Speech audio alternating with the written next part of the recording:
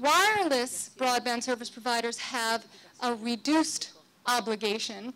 They're only prohibited from blocking stuff that competes with their own voice or video services. Okay, so query whether that distinction should be maintained.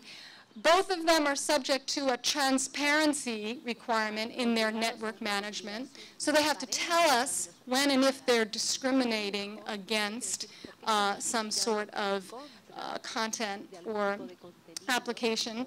And this is already, even in its weakened form, this has already been challenged by Verizon and by a number of other entities. Congress is upset about it, trying to take away the FCC's power to do anything about net neutrality. And so, we're somewhat in a state of uncertainty after, 10 years or so of facing this issue. So as I said, one question is whether our distinction between wireline and wireless is justified. Allowing for paid prioritization on the internet, is that something that we want to allow to go forward? Having a fast lane and a slow lane for internet traffic is somewhat problematic. This transparency and discrimination requirement is unprotective, insufficiently protective of unpopular content, right? They might say, all the broadband. Podrían decir, los proveedores pueden decir, vamos a discriminar en contra de esta página antiabortiva o este discurso antiaborto. Nadie quiere ver eso. Entonces, de todos modos, pero bueno, ese tipo de discurso en Estados Unidos, si bien es poco popular, se protege. Entonces, esta transparencia o indiscriminación no es suficiente para proteger la libertad de expresión. Entonces, y otra pregunta importante es, ¿qué es discriminación razonable, digamos, con respecto al tráfico, al manejo del tráfico? ¿Se le permite razonablemente discriminar cierto tráfico? ¿Qué significa esto?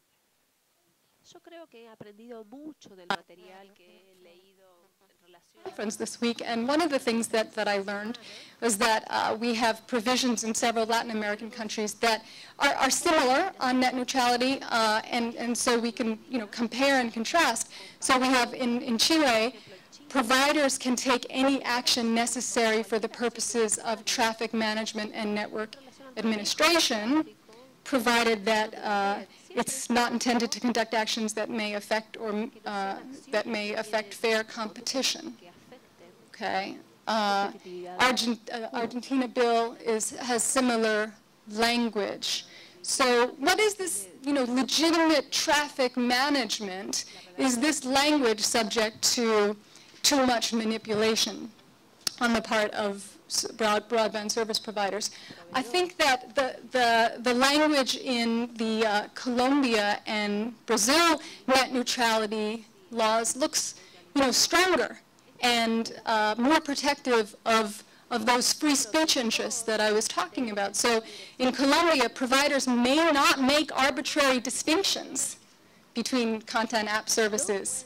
In Brazil, we were just talking about this before my talk, it is forbidden to establish any kind of traffic discrimination. So the more strongly worded language, I think, is more appropriately protective of those freedom of speech interests. Now, of course, there are interests on the other side, right? And we can talk about that. The broadband service providers say, look, we need to be able to discriminate against this content or these services or these applications. We're a business. You need to give us the discretion to do that. You can't tie our hands. And, I think that's of course, what they are going to assert. And on the other side are the interests in the free flow of expression, free flow of information. That's been very important to our system of free speech throughout the ages. So that's what I have to say about net neutrality, and we'll talk about it more tomorrow in session. We can talk about it more after my remarks as well, but it's a knotty and difficult issue, especially for the United States. Internet service providers' immunity from liability for hosting harmful or illegal or undesirable content. We talked about this morning. My vision of internet freedom, and I think largely coincides with the United States treatment, ISPs are neutral conduits for communication, right? The same concept with net neutrality. Neutral conduits for communication, largely immunized from liability for hosting harmful content, like these other common carriers, like the telephone and the postal service, right? You can't sue the telephone service for facilitating someone's slanderous remarks. You can't sue the postal service for defamatory remarks. Neutral conduits that are ISPs should be immunized from strict liability and also from notice-based liability. That's the solution that the United States has reached as applied to tort liability outside of the copyright infringement context. So broad immunity unless the ISP is actively soliciting or taking an active part in creating that harmful content. And what does that mean? What was that latter part mean there? An example, I'm sure we can think of many examples, but in the United States, we used to have this website, Juicy Campus. I don't know how you're going to translate that. Juicy Campus. So, gossip, really kind of tawdry gossip from college campuses. So-and-so sleeping with so-and-so, and, this person and that person did this last night at the bar. Very sort of harmful content that this website solicits. Tell us everything juicy about and, sort of controversial about what's going on your campus.